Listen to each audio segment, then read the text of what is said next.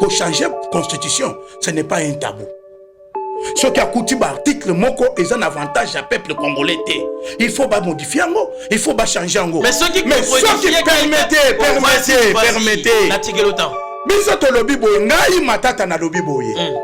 Il faut bâtir Kananu. Ce qui gaga mazana pouvoir, Fati azana pouvoir. Un point trait. Ça c'est Matata qui dit. Maintenant c'est la République, c'est la République démocratique du béton. Parce que biso tozo bundisande nangate pour te choquer. Biso mutu na biso sanga Kagame. Donc nanga za mwana mke. Est-ce que nanga d'abord a vu arme wapi?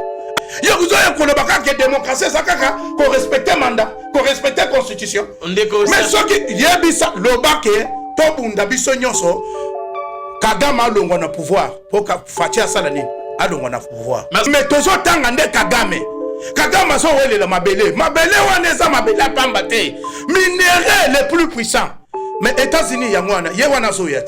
Pour ton information. Mais depuis Bosnia, il n'y a pas un changement juste. Si le 5 septembre, Okoyoka Sango na bango.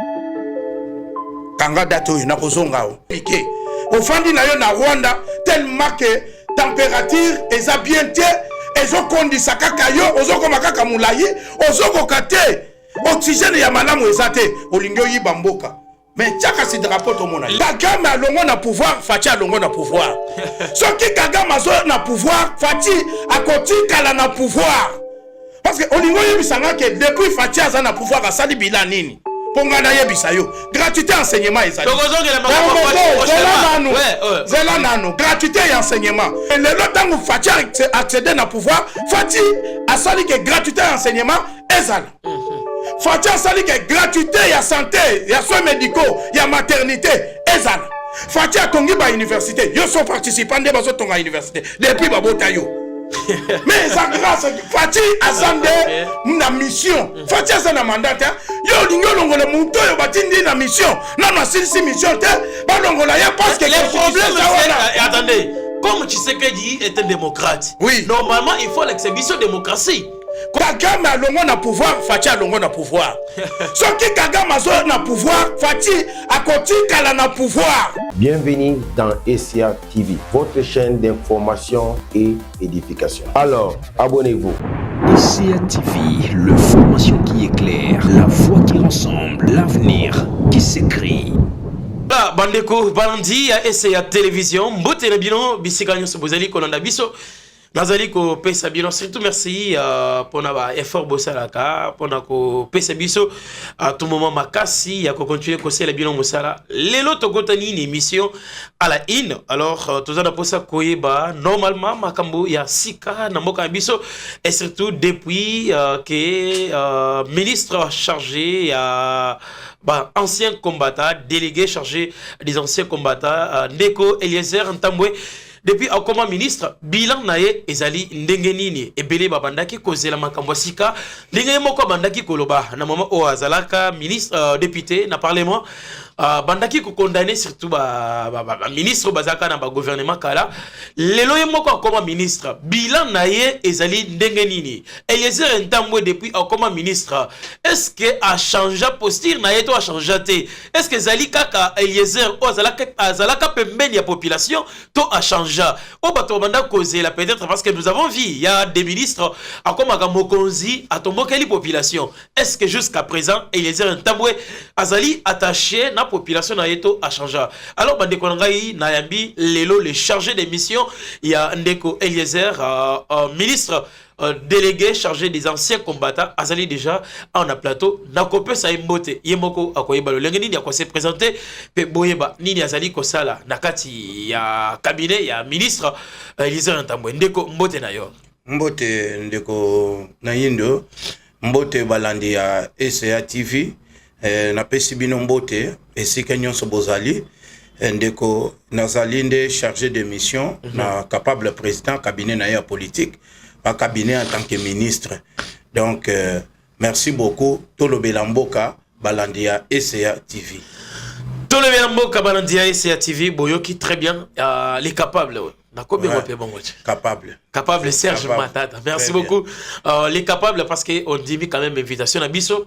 Bisso PCA, te remercier. Alors, Tolingi Toyeba d'abord, depuis ministre délégué chargé, il y a un ancien combattant, Eliezer, à combat dans le gouvernement. Blanc Naïzali Deni. Bilan naïe est brillant, bilan naïe est positif.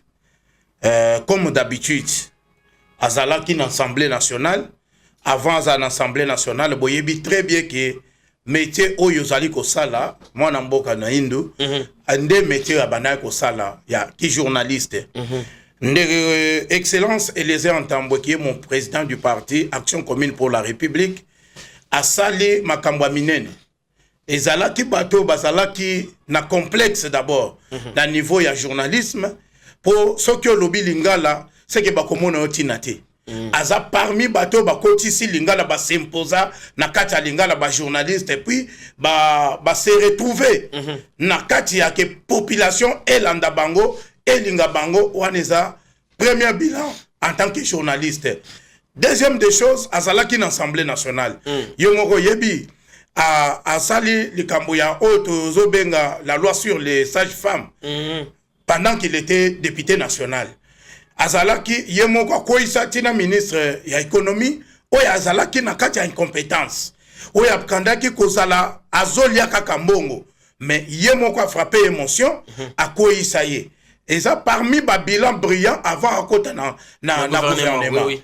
Mais chose grave, ce qui est l'ozomona, tout ça na ministère des anciens combattants, et belé. Balobaki que te ndenga zawana akosala eloko te bakotisie na garage tokoyeba eloko nini akosala po bakotisi bakangisi déjà munoko nzokande ezalaki début ya succès début ya asa se sentir que te aza mwana mboka aza besoin ya kosala politique autrement selon ce que biso tolobaka na kati Action Commune pour la République qui est notre cher beau parti politique donc to sala ka politique autrement mais tango akoti Akouti premièrement, la première des choses, Akouti ancien combattant bazala qui délaissé. Babana qui koye banate.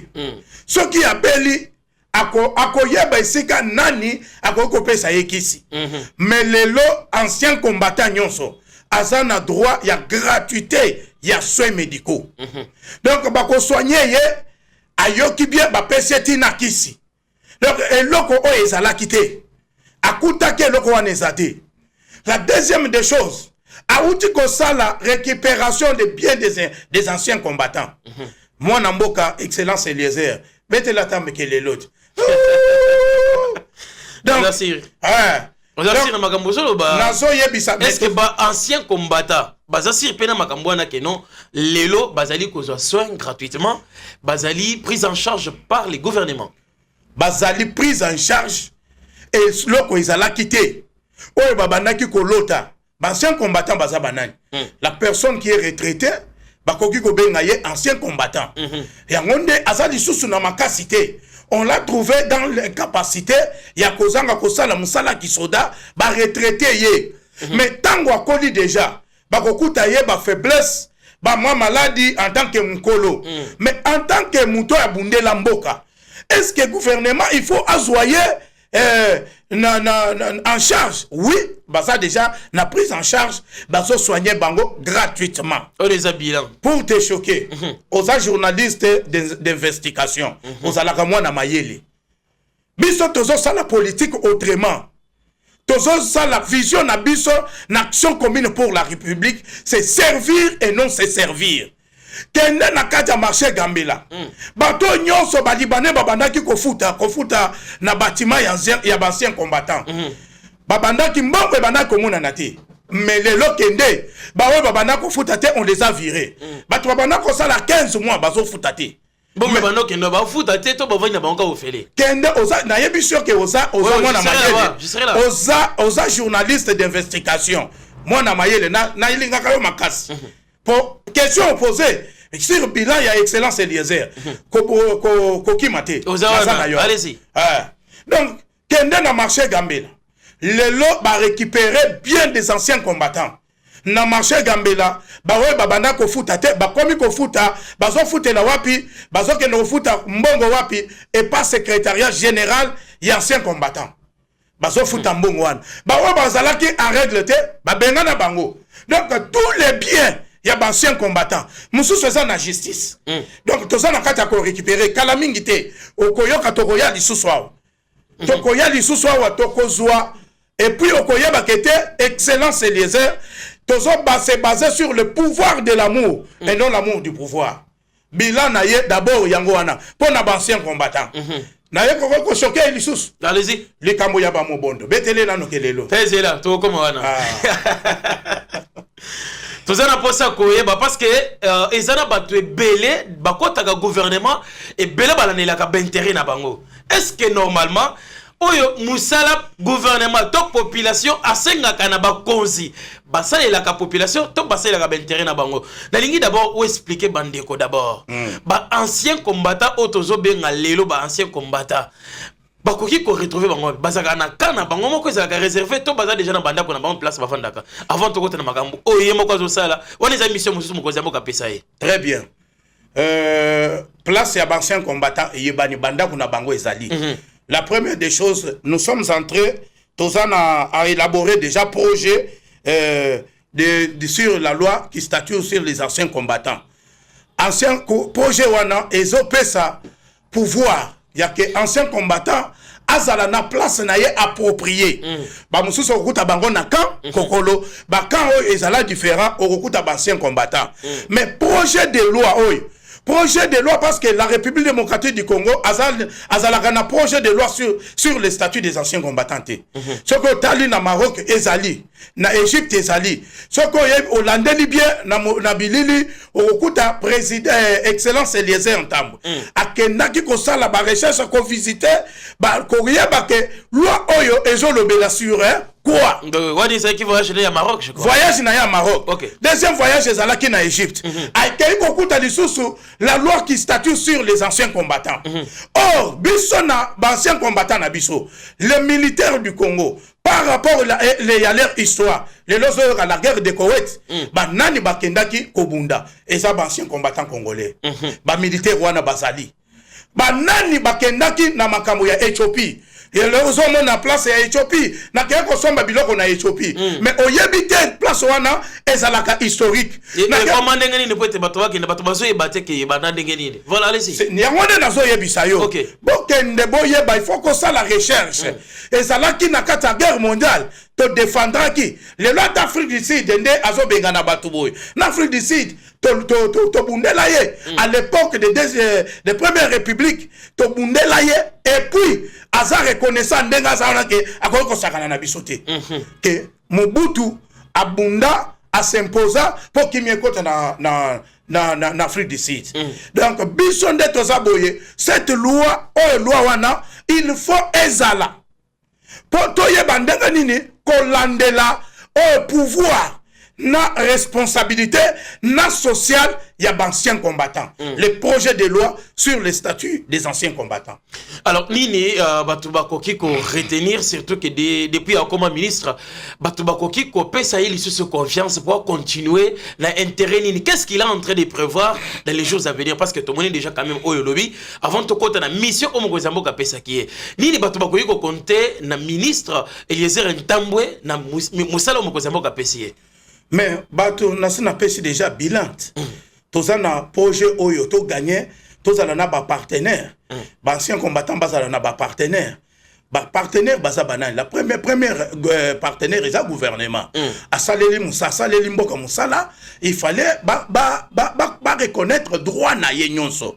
Donc na minute oyo bana mboka boyeba ke bilan est positif oya ya excellence Eliezer. Bon retenir que tout ce qui a été comme les biens des anciens combattants est déjà dans la main de l'État. C'est qui a fait ça? C'est Excellence Eliezer Ntambwe. Ce qui concerne les soins médicaux. Donc ça déjà parce que les anciens combattants babandaki ko soigner bangoté. Bazo traitement on ndengeni. Ça na ba hôpital moko réservé pour na bango moko to bazo kineka na mais hôpital quand ko les ali. OK, mais kalanyo so banoko zo bango en charge de. Nakangokolo. Babandaki, ok, vous posez beaucoup de questions, il y a bien. Mais lelo, okoyeba ke, ancien combattant, akoki kokende ba soigné ye. Mais qui c'est kouta? Wapi. Donc, babanda okende, mais a dépensé mon a étonné. Qui si d'abord? Okay. C'est le social, non? Qui si et kouta? Wapi. C'est que l'excellence a imposé que bango basa la paix na droit ya kozala na soins médicaux gratuits. Le chef de l'État lobby maternité à la gratuit. Santé à la gratuit. De enseignement, école primaire à la gratuit. Mais école titi na ancien combattant et comme peut gratuit. Bah comme vous connaissez traitement sans problème. Parce que bon, mais école déjà gratuit. École c'est déjà gratuit. Il m'a posé question, on se répond. Voilà, alors ndeko tolingi to yeba lisusu. Ndeko Eliezer ba pesa émission ya kosilisa bitumba ya ba mobondo. On peut expliquer na bandeko ay banda ndenge nini a réussir mission ngoto asuka na nzela. La première des choses, il faut au beau tamana leadership.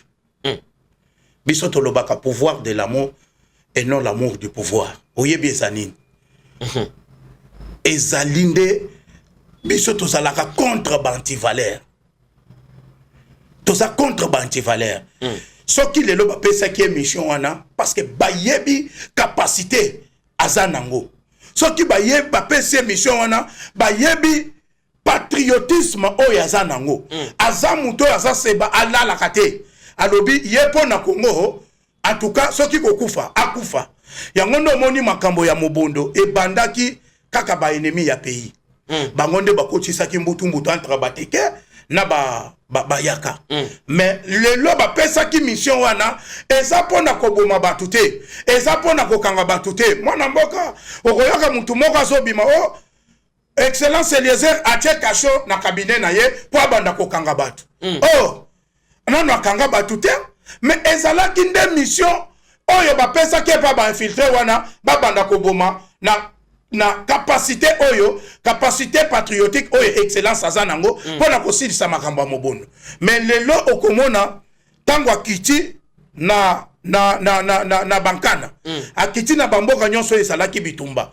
Kimi ekoti chose grave a sensibiliser tina bana mboka tozo bomana pona nini alobi bobo manate tozali awa la porte est ouverte pour obunde la mboka le toza a recruté plus de 200 et quelques enfants mobondo babana ko utiliser bakoti déjà en armée bakekanya makasi na minute oyo koyoka ke akitikuna pour alandela formation ekomi déjà na suka asilisi mobondo en tout cas sans plaignant.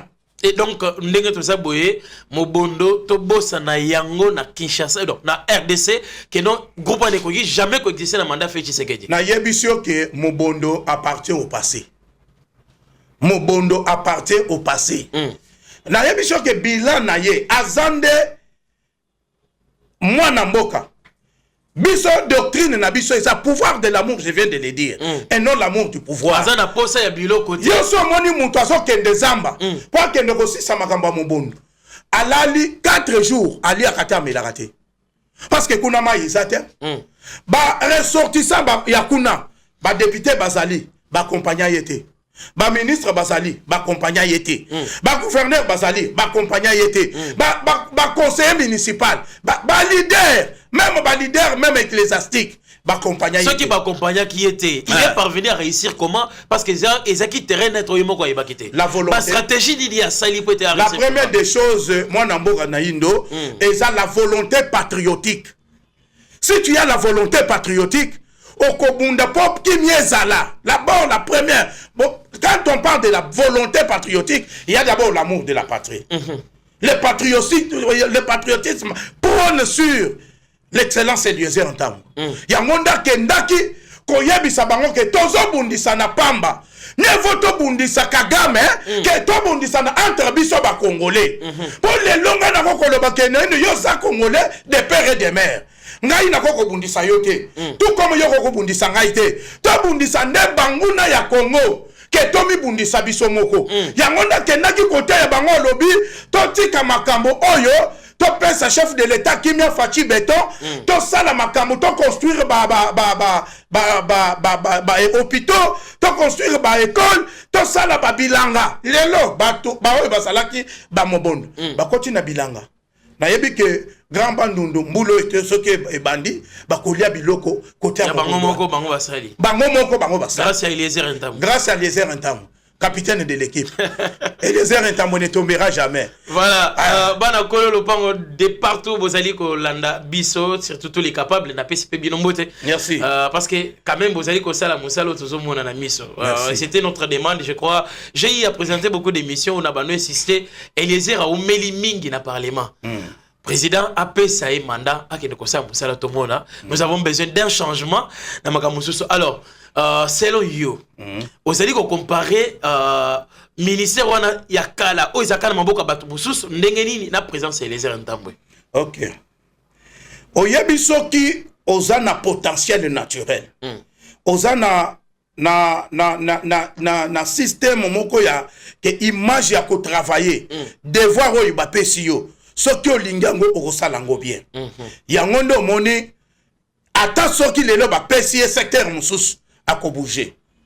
Parce que ce n'est pas dire que non, Azaka spécialiste dans le domaine on a été. Donc, à quoi qu'il y ait des places, monsieur a travaillé sans problème. Mais Azam militaire était la première des choses. Non, mais attendez là, en côté. Non, il n'a jamais été. Et d'ailleurs, même temps d'être le bilan, on l'a bien qui diplôme. Il y a thèse. Monsieur, ton équipe mais ça prouve que non, il s'intéresse pas. Il y a combien de temps? Pendant qu'il était à l'Assemblée nationale. Bilan a positif, vrai ou faux? Batonde ba oye ba question ils a na lobby tango salaki journaliste bilan na ye salaki ndenge nini lelo bato bazalaki complexé le quoi ba journaliste petit moko boy ba komi koloba lingala lelo babana koloba te ba koma kobundaka français coûte pour la sans mais depuis akenda bosani que non yetikana ba journaliste belo baza bloqué ayebi yango te quand même mais atiki ba jeune na ye bana o batikali po ba se retrouver faut baza la pembeni ya ba mikolo neti bandeko Eliezer donc so za pembeni na bango te donc ko se retrouver te ayebi yango te quand même akomi mokonzi akosonga pe que non makambo ande komi la mokonzi moko changement ekota mais ndeko na ngai soki ozalaka olalaka na prophète okoma nani donc comme un prophète. Ce que là la prophète ou comme prophète était, c'est qu'aux andoki. Ngayo d'abord première monto hier formé ngayo yo matata Serge. Na bana ko de na télévision te. Mais ngayo na bandi ko de na télévision na solo. Est-ce que tant poser une question na manqué argument? C'est qu'ils ont formé ou ils ont formé te. Les loyo so que vandi wana et sa motivation ya makamba bana ko sala. Les lorsque on solo la journaliste d'investigation, quand même tu as tiré quelque chose. Nakatia, leader Eliezer Ntambo. Vrai ou faux? Donc, biso tozali tozolo ba servir et non se servir. Na parti na biso. Donc, on est sa vision ya parti. Biso faut te servir, que to se servir biso moko. Muto akeko sala na zamba 4 jours. Alali na etoko. Ye pona ye en tout cas makambo yake avant na malili asala avant na kimia zate il faut d'abord ba peuple congolais basa la kimia et après ye pe avant na kimia le quoi Fachi Béton zo vendre kimia ta oye bien ngo abana ko sala ba voyage to ça déjà na ba résultat avant de kota makambo ya Fachi Béton na lingina iba boy est-ce que koki koyebisa na batunyo so ba olanda biso que Eliezer et donc, ma question est de savoir d'abord. Pourquoi Bakokipe Kopé Saïbi Tumbaya est na mambo côté pour asili sango. Ce qui est non azana ba technique les loba mambo ba vendre. Pourquoi pas Kopé sa permission na? Ezali de volonté ya chef de l'état. Donc il n'est pas encore convaincu qu'a koyi aussi les sango quand même. Mutuna mutu azana attribution na ye. Chaque ministre a ses attributions. Alors et puis ezali kambo ya temps. Guerre ya est ezali guerre c'est Sili d'abord. Qu'est-ce qui prouve que guerre est si parce que chaque jour, Bazobo m'a battu dans Est. Oui, bien, qui s'en a preuve. Bazobo m'a quand même. La qui s'en a preuve. Récemment, et d'ailleurs, si je savais qu'on devrait parler de ce sujet, dans l'Irak, il y a eu preuve. Baloba qui en est passé que Bako fêté bonne année na Kinshasa. Ba fêté bonne année. Ba visé déjà Kalemi, oui, bien. C'est un lobby. Bango basala kakale plus qu'imparfait. Ba tokozala. Est-ce que basi basala? Tokoboto la katanga, baboto la déjà. tokozala na Kalemi basi bazala na Kalemi bango lui batu ya est ils appartiennent au passé nanga appartient au passé baza lisusu na actualité te kota na YouTube kota na partout ba page ya batu ba journaliste ina ya mike na ya minene ba petit oyo bazo ba Tchakou national oyo Etienne Tshisekedi abenga Lambert Mende Tchakou national tuna bango soki actualité nanga za lisusu na actualité nanga za lisusu na argument parce que biso tozo bundisa nde nanga te pour te choquer biso mutu na biso esaka Kagame donc nanga za mwana nanga za mwana mke est-ce que nanga d'abord a vu arme wapi arme nyonso euti na Rwanda biso toza besoin Kagame akita mais ye wana pe azondima te azali ko possible ba combat na epo ete affronter Congo. Est-ce que vous êtes que non Bokolongo? Est-ce que Kagame a la force pour affronter Congo? Mais ce qui a la force c'était mais il y a pas ni na lobby bon. Mais to azana richesse ni à part Bangombe aso bokola. Mais à part ko yiba ba minéraux na biso. Kagame azana ni na Rwanda. Mais c'est pourquoi vu qu'à Monique non azana le côté mais à lui chance il y a ko stabiliser armée d'ailleurs il y a mon le bazali ko occuper une grande partie à moi kana biso. Kagame muntu toti keli bango tant va réfléchir d'une manière patriotique. Biso tozlingi bana mboka nyonso conscience ezala. C'est qu'on appelle la conscience patriotique. Bazala ba yeba kete au Congo eza Congo ya ancêtre na biso. Tokoko sakana nango te. Mabele oyo eza mabele oyo batikeli biso et pas ancêtre na biso. Tozana ba Simon Kimbango ba Kalonje Mulopwe ba Ilunga Vidi donc tout le monde est consort ba Kungu Wakumwaza ba Etienne Tshisekedi et Zamboko mabelo batiki la biso yango ndozo mona président na ngai ya mibenga mwana kolo lupango ne tombera jamais bangonde bazawana bazali sous son actualité te yebisanga yi depuis nangaza basi babenga ye wapi ke tika bitumba nanga utikolo alobakati abana koloba toko fêter bonne année na Kinshasa toko fêter indépendance na Kinshasa est-ce que asa fêter atikali kaka koloba biloba loba atika kaka koloba neti mwana muke mais bitumba ngo aussi la journée parce que toujours que non bitumba esili mais quand est-ce que non nous serons responsables ya kozwa toutes les 26 provinces et comme il y a biso parce que jusqu'à présent tolo bakaka bongo mais kuna bazo nommer ba généraux kuna ba nommer ba gouverneur ba chef abari tout ça se passe là-bas. Merci beaucoup. OK ba nommer lisusu nani oyo azalaki wana oyebi place asa gouverneur wana basi bakunda ye bia mungu azati nazo yebisa bana Congo botuna nanga bia mungu aza wapi oyo mususu ana Wilingom akufa bango nyonso ozomona bazosila ezali bitumba oyo eza bitumba mabele eza bitumba oyo nanga zo wele la pouvoir te eza pouvoir te Kagame pour soki natangi nanga za petit esprit moko boy petit moko boy mais tozo tanga nde Kagame so wele la mabele wana eza mabele apamba te minéraux les plus puissants mais États-Unis yangwana ye wana so yet pour ton information mais depuis Bosnia il n'y a pas un changement jusqu'à si le 5 septembre okoyoka sango na bango kanga date oyo nakozonga le 5 septembre bato bazolanda le 5 septembre tokoyamba capable Serge Matata pour confirmer biso ce qui changement et kotito et kokota et c'est côté déjà stabilité c'est côté omoni na gomwana mais baso tcha drapeau ya Rwanda te ponani soki olobi ke baso récupérer yo omoni drapeau ya Rwanda ezate ponani soki baza makasi batia c'est important quand même eloko na merci donc mabele wana eza biso eza kaka ba grimace ba petit esprit amike ofandi na yo na Rwanda tellement que température eza bien te ezokondisa kaka yo ozokoma kaka mulayi ozokoka te oxygène ya malamu ezate olingo yiba mboka mais tchaka si drapeau to mona lelo ezana bande ko ebele bazana posepe ya ko rejoindre M23 ozoyibisa bango nini bato bazo rejoindre M23 basaka ba Rwandais mais pas congolais et tozana député na biso honoraire wa kenda récemment je vais pas citer son nom a kenda récemment binyo suboyebi très bien avant na yekono mais avant dit wapi la constitution donne le pouvoir donne l'autorisation à qui tu es libre de circuler partout vrai ou faux vrai asa libre ya ko circuler partout. Avant d'anaye, avant d'inamboka naye. Est-ce que quelqu'un fanda na Rwanda? A quelqu'un fanda na Rwanda te? Mais c'est normal. Mais eloko tozo boya kozala ennemi ya Congo. Kozala ennemi ya Congo te. Na lingi to kota na deuxième point, matali changement ya constitution ya mboka na biso. Tant tozo ba déjà il y a union sacrée. Bozali kolobela mingi makambo o ezali ko soutenir mokonzi ya mboka Félix Antoine Tshisekedi. Est-ce que bozali pe d'accord pour un changement de constitution to bozali d'accord te? Question wana eza question très pas logique. Ngai na lobi boy en tant qu'analyste politique. Kagame, si Kagame existe au Rwanda, si Museveni existait, hein? Et Fati a kolonga na pouvoir. Makambo ya constitution. Permettez. Allez-y. Permettez. Makambo ya changer constitution. C'est bien que bakoki ko changer constitution, ce qui article o ezo kokana n'avantage ya peuple té. Là c'est normal. Il faut changer.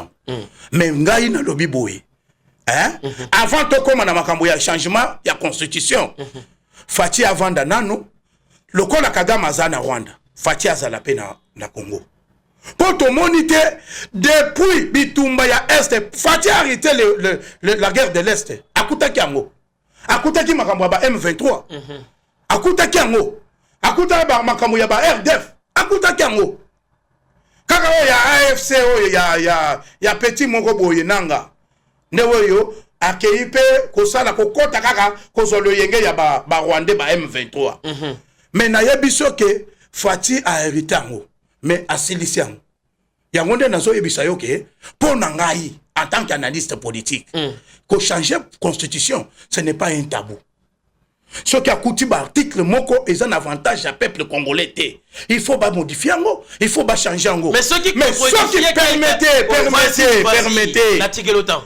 Biso to lobi boye ngai matata na lobi boye. Il faut bâtir kananu ceux qui Kagame aza na pouvoir, Fati aza na pouvoir. Un point trait. Ça c'est matata qui dit. Bienvenue dans SCA TV, votre chaîne d'information et édification. Alors, abonnez-vous. Presque dans ce cas émission, au lobby Fati pour alonga na pouvoir, il fallait Kagame alonga. Mais au bout de constitution autosanango et PCA mandat ya suka eza OEP en 2028, il doit libérer les pouvoirs. Bossani yango. Merci beaucoup. Question il y a bien. Hein? Question il y a bien. Yo lingo yebisanga ke na Rwanda constitution ça. Est-ce que Rwanda ce n'est pas la RDC quand même? Permettez. Allez-y. Depuis Tobanda, depuis Joseph Kabila Salaki na pouvoir, attendez que pour s'adhérer na M23. Nanya bana ko attaquer Kagame direct boy.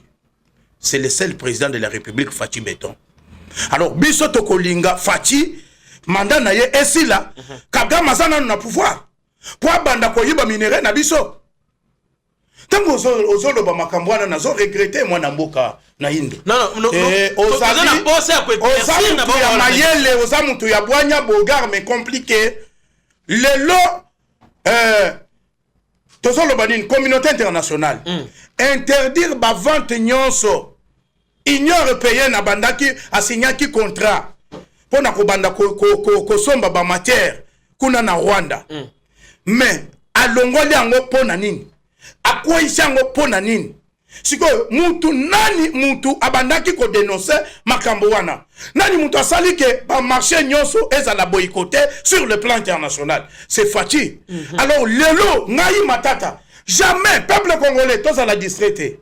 Ce qui Kagame a na pouvoir, Fati faut exister na pouvoir. Donc ce Kagame a na pouvoir, changement de la constitution et qu'on s'allait et donc quoi, organisation élection et qu'on qui jamais qu'on s'allait na Congo. Mais organisation et élection et qu'on s'allait mandengeni. Mais le problème c'est d'abord respecter la constitution. On quand même. Permettez. Allez-y. Qu'on respecte constitution, problème exacté. Voyez bien, ba mikolo baloba, mieux vaut tout bonde la mabele, pourtant au moins na kokufa to salani. Tokunda na mabele. Biso en tant que ba vrai patriote. Tozolo baboye, peuple congolais. Fati Kagame alongo na pouvoir, Fati alongo na pouvoir. Ce qui Kagame na pouvoir, Fati akoti kala na pouvoir. Parce que olingo yebisanga que depuis Fati aza na pouvoir asali bilan nini. ponga na yebisa yo gratuité enseignement ezali zela nanu gratuité et enseignement depuis biso toza combien le pays le plus riche na monde toza parmi mais tobanda komona école primaire tozo futa mais lelo tango Fati accéder na pouvoir Fati asali que gratuité et enseignement ezala Fati asali que gratuité ya santé ya soins médicaux ya maternité ezala Fati a tongi ba université, yo sont participants de bazo tonga université depuis babota yo. Mais ça grâce Fati a sandé na mission. Fati a na mandat yo lingo longola munto yo batindi na mission. Non non si mission te ba longola ya parce que le problème c'est attendez, comme Tshisekedi est un démocrate. Oui. Normalement, il faut l'exhibition démocratie. Comment qu'on viole la constitution, on les a pensé 10 ans. Permettez. Normalement, il faut libérer. La démocratie, hein, et ça peut construire peu bamba hôpitaux. Au moins, maman, au so comme il au liana fofo, ata yekwe au lieu. Mais ça quand même hôpital. C'est ça la démocratie. Démocratie. Yo sont partis depuis babota yo ne osagene boye loko langa. Est-ce qu'on participe à des bases tonga ba université? Depuis yo so yo ka que les soldes des militaires ba doublango les lobes policiers tout na yo za journaliste d'investigation tout na c'est ça la démocratie est ça qu'on s'appelle ça peut population banzela yo so moni nzela bazo bétonner yamone bazo benga yo parti béton avec 5 chantiers maintenant c'est la république démocratique du béton. Ouais, parce que Banzela, plus question, il y a Baravin et Zan. Yo so yo qui, parce que tous en attend elang. Bambou le kobeta, mais inondation ko salate. Service national depuis, depuis Nabotama. Nasa, ceux qui total bien na âge meilleur que tous à Bachen, nasa mkolo pa na yo. Mais je n'ai jamais vu depuis que j'ai grandi. Et si que service national est au salamusala. Mais la première fois, na ngabanga babotanga, na moni service national, bazo salamusala, bazo kombo lanzela. Nanya Saliwana, Fati Béton. Ce n'est pas la démocratie. Il y a que la démocratie, c'est qu'on respecte le mandat, qu'on respecte la constitution. Mais ce qui y a le bac, Tobunda Bissonyoso, Kagama a pouvoir pour que Fati Salani a pouvoir. Merci beaucoup, Ndeko, to combination pour Lelo, parce que je crois que jamais que puiser matière nyonso batu obaola ndayo bazana posa ko mona yo lisusu. Je crois on est en train de se préparer pour tout ce makambo Italie C64 je crois, mais il faut poser mon moko par rapport il y a Martin Fayulu na équipe na bango au bazali contre le pouvoir fait Tshisekedi. Avant aussi les émissions ni ne ko yebisa bango. Na yebi que peuple congolais bolanda kangai na lobaki quelque part na émission moko. Na lobaki boye mwana mboka. Balobaki que le 15 août. C'était le 15 août, hein? Le 15. Ultimatum, le 15. Il faut changer le langage. Balobaki bakobima. Bakokendeti l'ambassade ya États-Unis. Bakeiti n'a parlé de la justice. Ba déposer plainte. Mais ba changer les sous langage ndengeni. Secret zandeni. Bazo défendre ndé mbongo Kabila pesaki bango. Bango nde bazo distraire Kagame. Lelo Fayulu a réclamé présence ya Kabila na koni nanga na dialogue. Et sa distraction. Peuple congolais, wana sa distraction.